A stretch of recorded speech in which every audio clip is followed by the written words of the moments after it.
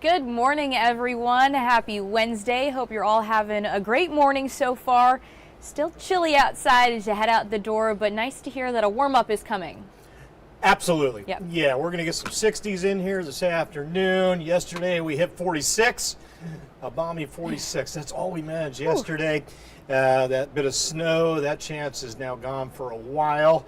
But there were a few spots that hit an inch of snow. Plymouth hit 2 inches of snow. Wow. Pre-sunrise yesterday. The earliest accumulating snows for many of those areas ever. Wow. Which is significant. Breaking There wasn't records. a lot of snow, but all you needed was a little bit on November 11th to say, yep, that's the earliest that's happened. So I think I have that graphic in here as well. So we'll get into that. I'll talk weekend weather, show you when the next precip chance is, dig into all the weather details coming up just a bit. Awesome. Well, like we said, yesterday was a chilly day, but it was Veterans Day. There were plenty of events honoring our veterans throughout Eastern Carolina yesterday. And one of the ways actually some students out in Wilson County, they were able to recognize and honor our veterans was through cleaning up some of the graves of veterans who have since died. And I thought this was a really great story. We were talking about it earlier, just helping them recognize the importance of this holiday, and also they were able to learn more about all of these veterans whose graves they were cleaning up. Yeah, it's a great story for a lot of different reasons, and you don't think about it, but when we showed the video, and you're going to see in a minute, you can see how dirty they were. Yeah. I mean, this is something that really kind of needed to be done. Right. And this is a great learning experience for a lot of these kids. And you're right, you're reading about these veterans that we've lost, and it kind of gets you thinking about the holiday and the importance of it. So right. A great story, a great piece here in so many different ways. I really enjoyed it. Absolutely. Let's take a look.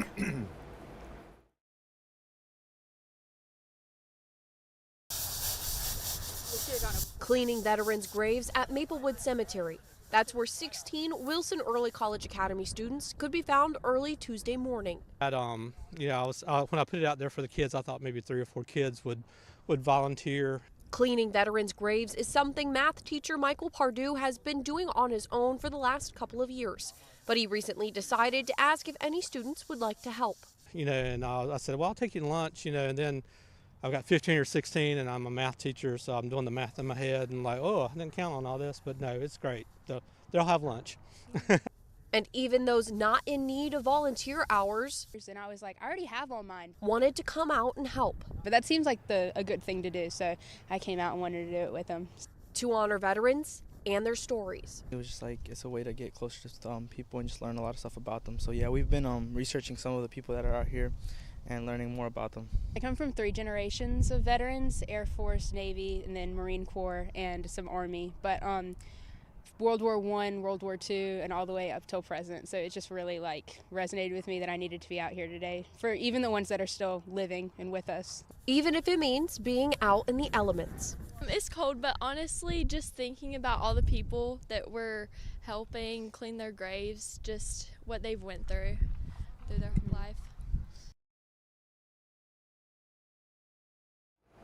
Yeah, what a great way to spend the day off. I know a lot of schools had off that day, and they voluntarily came out with their teacher to do this, and I just think it's really special that they were able to clean up the graves and also learn about some of the veterans who are laid to rest there, as well as one of the girls who mentioned she has a family history of people who have served in the armed forces over generations. So really great to hear that.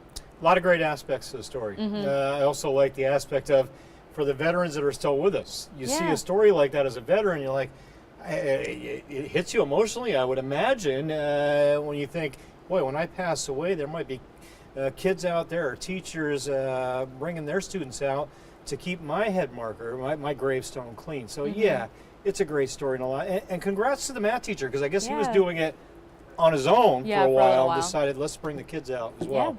So good job. Not only teaching in the classroom, but teaching about life.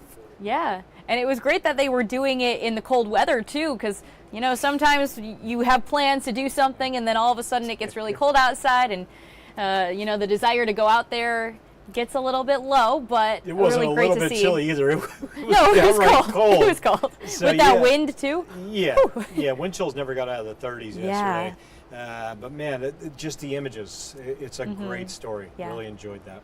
Yeah. All right. Let's talk weather. And Yep. the aurora peaked last night. Solar energy entering the Earth's magnetic field can create some beautiful colors. Typically, you don't see it in North Carolina. However, yesterday or last night was an exception to that, a rare exception. I think 20-something states in the U.S. From about North Carolina northward and northwestward got to see some of the aurora. And this is what it looked like. This picture came from Jacksonville, Ryan Martinez, and I think that was around midnight, 1 a.m. he snapped that shot, and you can see that beautiful purple hue in the sky up north of Onslow County last night. And there were several wonderful shots like that came into our Carolina camera.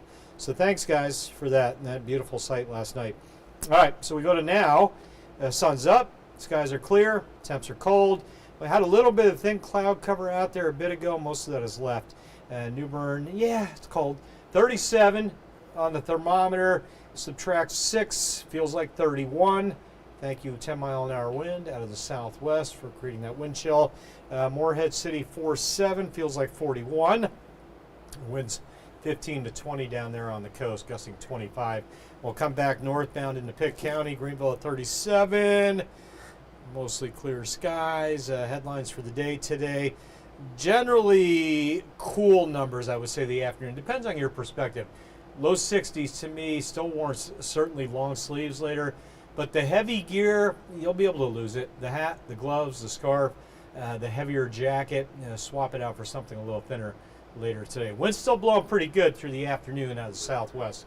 But warming winds, that southerly component helping to get us into the 60s. And then we'll keep those around, folks, through the end of the week, into the weekend, into probably all of next week as well. It looks right now. Satellite radar, I'll loop that for you. You can see that little bit of cloud cover zipping out of here. That was back a few hours ago. Kind of kept those temps generally above freezing when we hit sunrise. All right, and the radar suites will be in rest mode for a while. I mentioned the snow totals. A few areas with some plots that came in. A dusting to under a half an inch generally from Highway 64-ish northward. Greenville, Washington, nada. Maybe a few flakes into Beaufort County, but generally no coating on the ground. But further north, I mentioned Plymouth earlier. Columbia as well, knocking at the 2-inch door. That was on grassy surfaces, never stuck on the roads and the walkways. But there were a few slick bridges from those wet roads from that snow yesterday. Again, we haven't seen that before this early in the season. Now we can say we have, a few of you anyway. 24-hour temp change, we're about 5 degrees above where we were yesterday morning. I don't want to say warmer when we're in the 30s. 37, Greenville, Kinston, New Bern. Beaches, 44, looks like a good average. So I scanned those numbers. And again, enough wind to make it feel 5, 6, 7 degrees colder. There's your winds right now. Southwest at 10 to 15. Yielding, feels like temps. What's my low number on that graphic? Looks like Jacksonville, 27. Washington, 29. Similar numbers from Wayne into Duplin counties. I would say at or below freezing just about everywhere. It feels like temp. When that wind hits you in the face, it feels like the upper 20s. We'll keep that southwest breeze cranking at 15-ish today.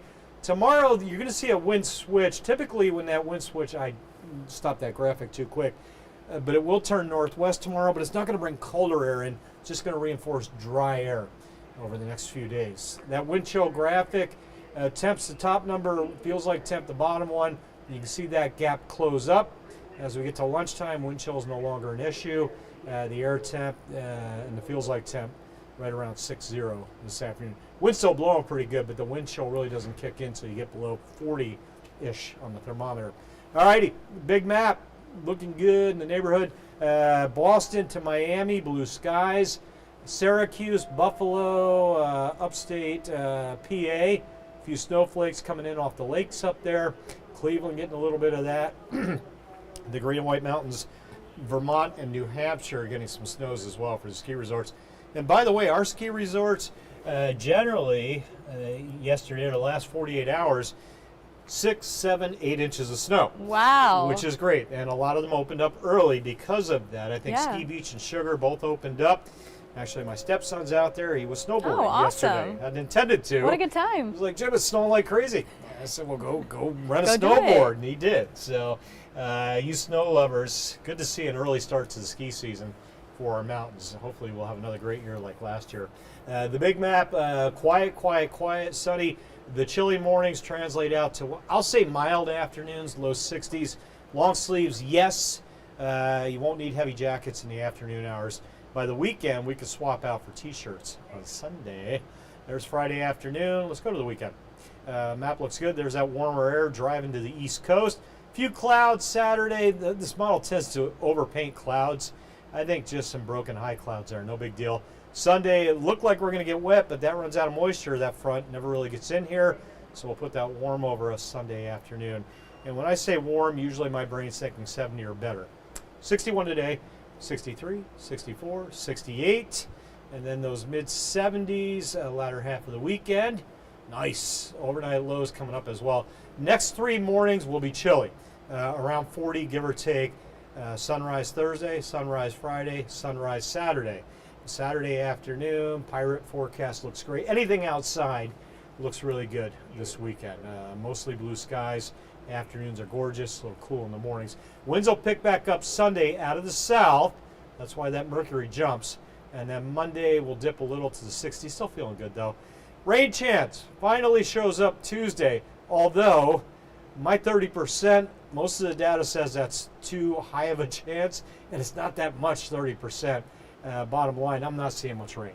We might get a little bit in here, Gigi, Tuesday next week.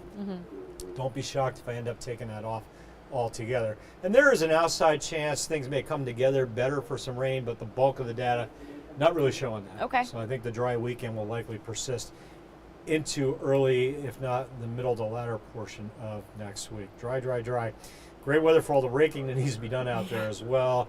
I've got leaves everywhere. I know, they're just falling so fast now. I feel like the leaves turned not too long ago, and now I see them all on the ground, which is kind of making me sad. The winds have been picked up the last few days. Yeah, That's brought them all down to the ground. So really a wintry look now with the trees going bare, and a lot of work to be done. The raking, the burning. Be careful burning.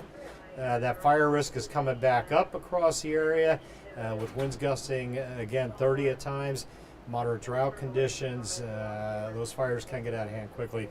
So be careful of that. I'll be doing some burning and keeping the water close by. Yeah, that's really good to keep in mind. But nice to hear that we have a great warm... Oh, sorry, speaking of burning, one more thing I wanted to mention. Sure. Sorry. We reported a couple of house fires last night, right? Yesterday, A lot of those portable heaters are getting fired up right now. Now we're going to put them back in for the next few days. But it's a good time. And I think when we come up at 8 o'clock, I'm going to talk... heating safety tips as you look to extra sources to heat your home in the coming weeks and months. But it's a good reminder. Yeah, that is a great reminder. And I'm not saying they were started by, and I don't think they figured out how those fires started. The owner of one, we'll talk more about it at our 8 o'clock hour if you want to come back and join us then. But I do know the owner of one of the homes said that he had started a wood stove, which ended up okay, so one of them we know. Right. And then the other one's still yet to be determined. But it's, I don't think there's it's not a coincidence the coldest night of the year. Right. And we had a couple of fires. So we'll talk more about that when we get back at 8. Absolutely. All right. Thank you for the update, Jim. And thank you all for joining us this morning. Hope you all have a wonderful Wednesday. See you at 8 o'clock.